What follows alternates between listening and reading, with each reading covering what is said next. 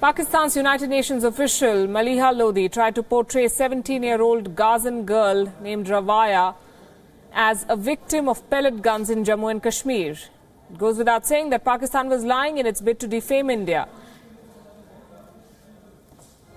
And we're now being joined by the woman who clicked this picture, Heidi Levine, who photographed Ravaya Abu Jom. Remember, Ravaya was injured in Gaza and not in Jammu and Kashmir in India. Heidi Levine, good evening and welcome to WION. Any photographer would be thrilled to have his or her picture shown at the United Nations Assembly Hall. What was your reaction when this picture was flashed? I was actually really shocked and saddened to see that my photograph of Raria was misused. It's not just for me as a photographer, but it's for my subject, Raria, who is still struggling both physically and psychologically to overcome her injuries from the war in 2014.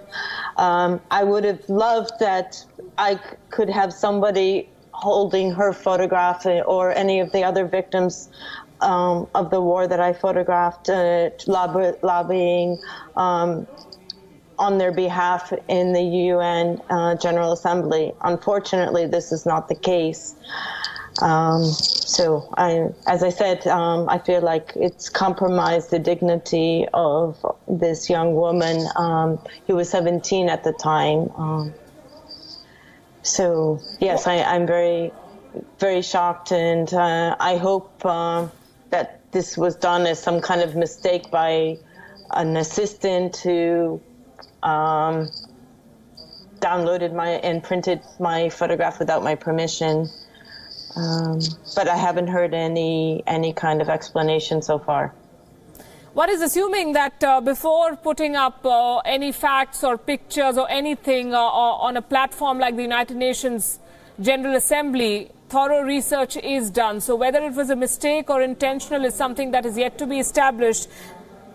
Having said that, what I want to ask you, Heidi, is this. What is your message to the government of Pakistan that used your pictures, whether intentionally or otherwise, to push its fraudulent and nefarious agenda? Well, you know, this is. I've never had to react on this kind of a level. I've dealt with perhaps newspapers and bloggers using my photographs without my permission. As I said, I think first of all, an apology should be made to this young woman, Raria. She is a face of Gaza, not the face of India or any other region but the Gaza Strip. And so, first of all, as I said, you know, it is my job as a photojournalist to uphold the highest standard of journalism. And I feel that this has been compromised. So, first of all, I would like an apology, not just to me, but actually to her.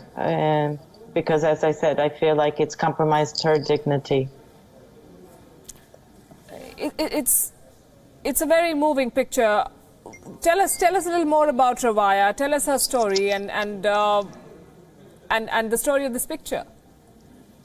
I photographed her at Shifa Hospital on the it was about the second week of the war between Israel and the Hamas-controlled Gaza Strip during the summer of 2014. Her home in Gaza City was completely destroyed when 2 Israeli airstrikes hit it. She lost 3 cousins and her younger sister. Rayo at the time was a senior in high school, and her dream was actually to become a journalist. She sustained, as you see, shrapnel in her face from the attack, and her legs were broken, and her arm today still needs surgery so that she can regain full use of her hand. In fact, her father has been in touch with me, and I've put the family in touch with Physicians for Human Rights, so to try to get Raya to Jordan so that she could have the surgery that is needed to help her regain the use of her hand. So, as you can see, and, I'm still very connected to her, to her family, to the people that I know in Gaza, on both sides of the conflict, actually, as I'm still based there, and I've been working there for a very, very long time. So, this is very, very personal to me. I can imagine. Have you been in touch with them? Have you heard from them, or Rawai in particular, ever since this picture was shown by the Pakistani representative at the UN? No, I tried, because I'm in Northern California in the time zone difference. It's been difficult to try to be in contact with the family, but I'm trying to do that today to let them know. I did post something, as one of the stories yesterday, on Facebook, on social media. As I said earlier, I've never had to deal with something like this before, and I would like, yesterday was a Sunday, today is now Monday, it's now only a little after 9:30 in the morning, California time, so I would like to seek advice on how to proceed and, what to do with this matter. I would like to write a letter, and I hope, I don't know. I mean, what can I say? This was an embarrassing mistake. You expect that nothing but the truth will be shown at the United Nations General Assembly. You're an award-winning journalist. You've been in conflict zones. You've documented human tragedy. Is it your first encounter, or first of its kind situation where you see your work being co-opted in a twisted agenda? To this level, yes. As far as bloggers or on social media, no. No. And it's very difficult to stay in control of one's work, especially, with the internet today. But I've never had my work shown misrepresented on this kind of a level. So how did you first learn of what has happened? Did you see it in the news? Did someone call you and said this is your picture which has been used by the Pakistanis? No, I started getting emails by all the media in your region, and that's how. Basically, I was actually on a road trip with my daughter, who I hadn't seen in a year, and this was supposed to be my time away, actually, from the Middle East and away from. Well, you never really let go of the conflicts that you've covered or are part of your life, but this was supposed to be a little bit of my time with my family, away from the Middle East, as I said, and just to try to relax a bit and try to stay. Unfortunately, it's been a very sad time, not just because of this, but also because one of my colleagues was seriously wounded and suffered in Mexico City. So it's been a very emotional period. And seeing this yesterday is just making it more difficult to try to. I can imagine. I'm sorry for that. There's been this controversy, there have been multiple reactions, and this sort of caught fire on Twitter, but we haven't heard from the government of Pakistan. Do you really believe that there'll be an apology to this girl, to you? I don't know. I would like to hope so. As I said, I feel it's not that because I'm the photographer that I'm so upset. Of course I'm upset that, first of all, nobody asked my permission to even download my photograph and print it, let alone use it, and then it's misused. This is not the face of India. This, as she said, and I watched her on the video clip, and I would like to believe that an assistant didn't do their job properly, and it's their fault and not her fault. I mean, you would hope that someone at that level. Right. Hedy Levine, thanks very much for your time, and thank you for speaking with us. The government of India sought the right to reply, and that is in progress as we speak. He remains available when the parties will come to him. So I think we still remain in a period of reflection. Your second question, or your first question, the other question. The Rohingyas, are you concerned? Yes, I think any time there is a mass movement of people, we've seen hundreds of thousands of people move, a large number of these people are children, or women traveling only with their children, in a movement of people that is where people are fleeing violence, that is not being, it's not an organized movement of people. It always creates a heightened risk for trafficking and for abuse of those who are already extremely vulnerable. I do have a statement on the referendum. The Secretary General is concerned about the potentially destabilizing effect of today's referendum in the Kurdistan region of Iraq. The Secretary General respects the sovereignty, territorial integrity and unity of Iraq, and considers that all outstanding issues between the federal government and the Kurdistan regional government should be resolved through structured dialogue and constructive compromise. The Secretary General expects that the United Nations mandated activities across Iraq, including in the Kurdistan region, will be allowed to continue unhindered. He calls upon the relevant authorities for their continued support. End of statement. Would you let me know when our guest is on the line? Is he on? Okay, go ahead, Joe.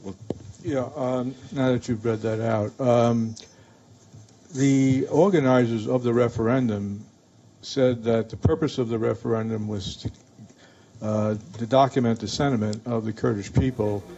Inam Gambhir gave India's reply. We will play out that clip for you. India sought the right to reply. And Ramesh Ramachandran, my colleague, joining us. Ramesh, India giving it back, and how?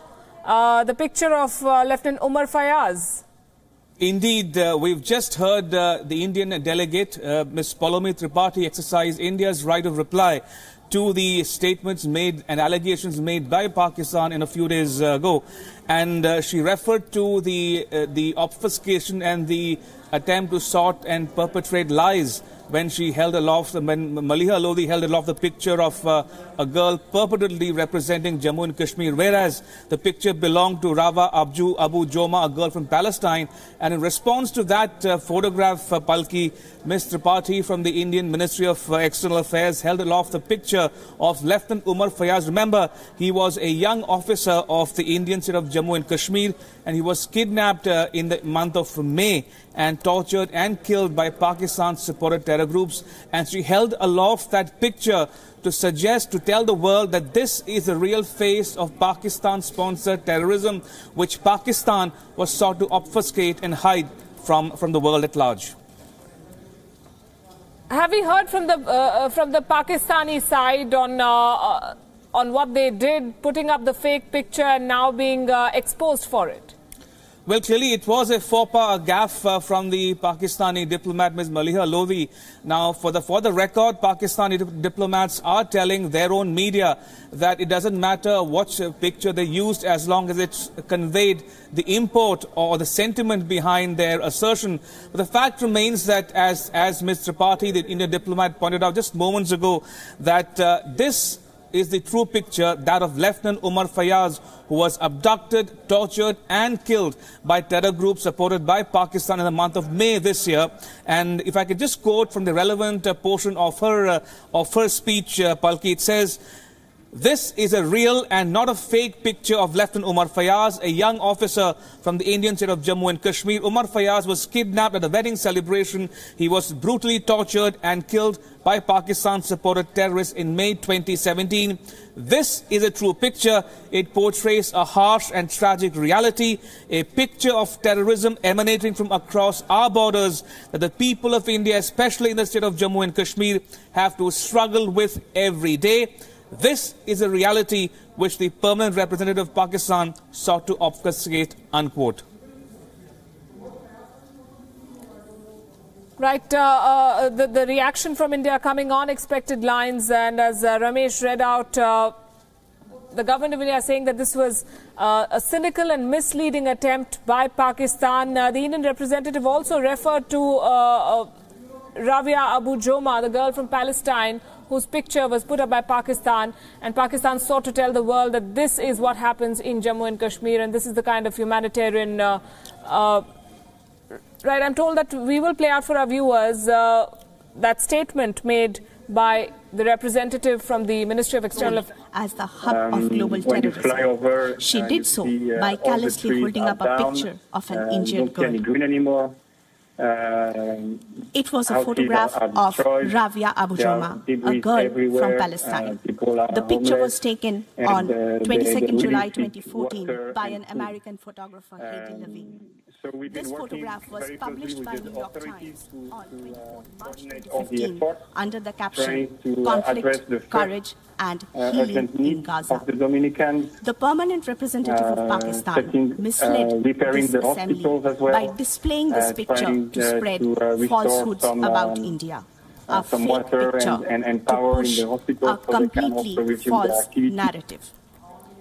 Mr. President, in view of this cynical and misleading attempt by Pakistan, we are constrained to show this assembly a photograph that reflects the real picture of pain inflicted by the nefarious designs of Pakistan on India. This is a real and not a fake picture of Lieutenant Umar Fayyaz, a young officer from the Indian state of Jammu and Kashmir. Umar Fayyaz was kidnapped at a wedding celebration. He was brutally tortured and killed by Pakistan-supported terrorists in May 2017. This is a true picture. It portrays a harsh and tragic reality, a picture of terrorism emanating from across our borders that the people of India, especially in the state of Jammu and Kashmir, have to struggle with every day. This is the reality which the permanent representative of Pakistan sought to obfuscate. Mr. President, the true face of Pakistan is not hidden from anyone. I thank you, Mr. President. I now call on the representative. So that was Poulomi Tripathi, the Indian representative at the United Nations General Assembly, responding to the allegation made by the Pakistani side, wrongly portraying the picture, wrongly in fact showing the photograph of Rabia Abu Joma, a girl from Palestine, as a Kashmiri girl. Ramesh, there has been a war of words between India and Pakistan in the past on various platforms. Would you say that nothing matches what we've seen over the past few days?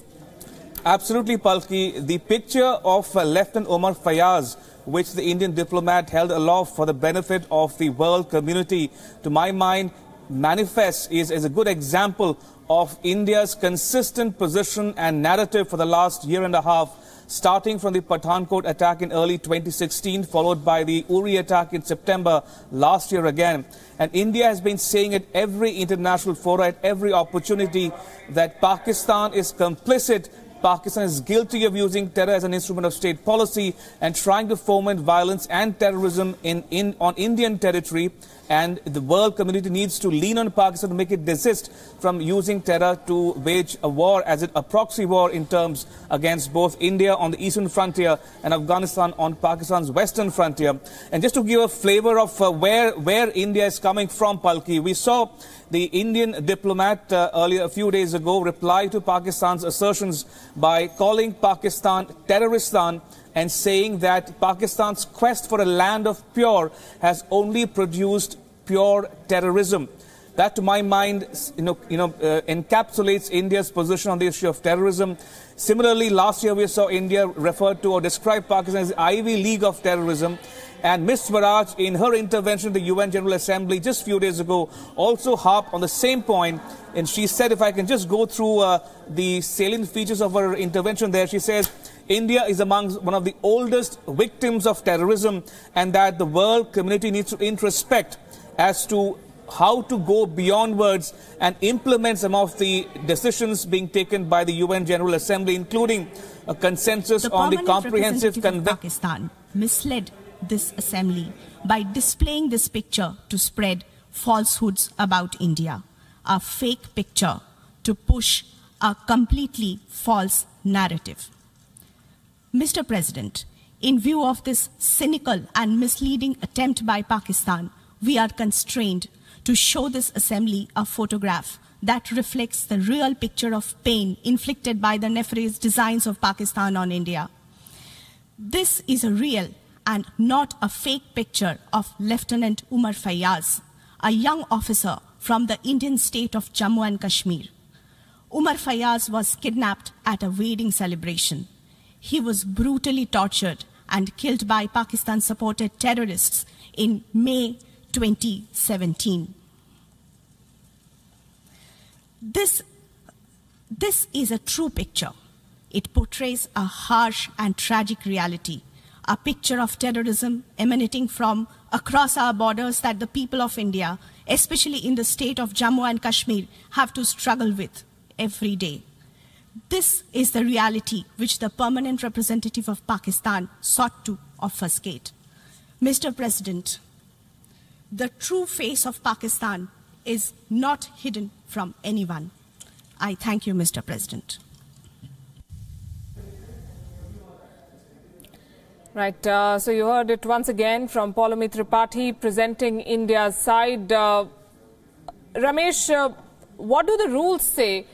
Is a country or its representatives, are they supposed to apologize if they produce false evidence to corroborate a point? Well, Palki, propriety would demand that a side apologize, but in this instant case, I very much doubt if Pakistan has that moral capacity or the force to come to terms with its false propaganda.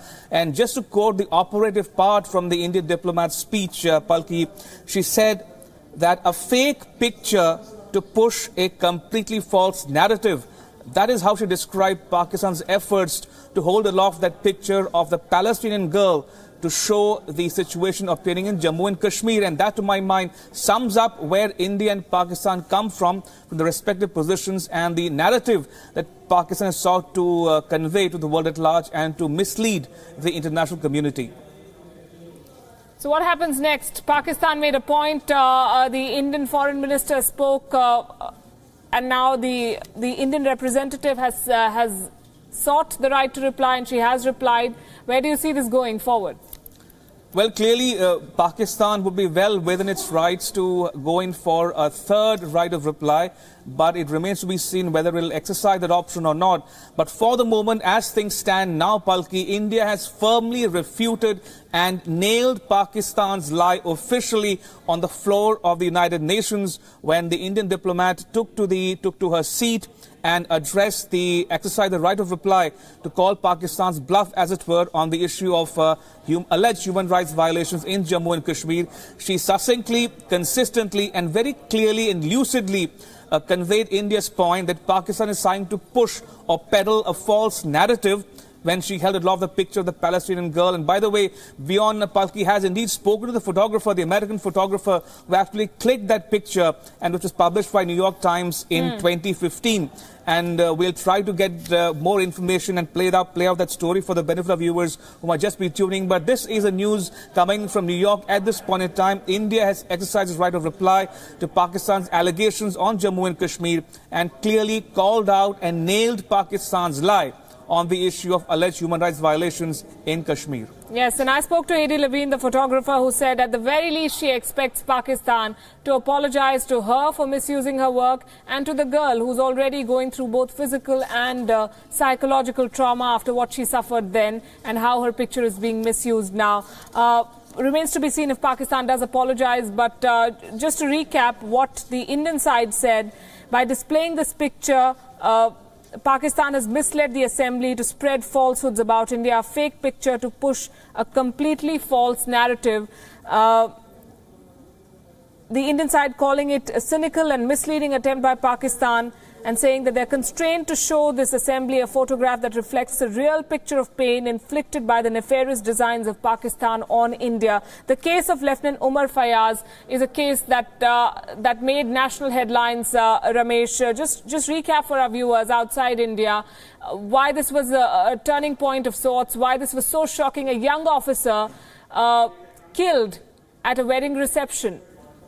Indeed, and that encapsulates, for the benefit of viewers who might not be familiar with the situation obtaining in the Indian state of Jammu and Kashmir. Now, Lieutenant Umar Fayaz was a young army officer who had returned home to attend a wedding function. And on that occasion, he was allegedly kidnapped, tortured and killed by Pakistan-based terror groups in the month of May this year. And that was marked a new watershed or a low point in India-Pakistan relations. And that is a picture, Umar Fayaz's picture, where the Indian diplomat held aloft in the UN General Assembly just moments ago to convey India's position that Pakistan is culpable, is guilty of orchestrating and perpetrating human rights violations in Jammu and Kashmir. And the world community, the ball firmly is in the court of the world community to lean on Pakistan to make it desist from using terror as an instrument of state policy.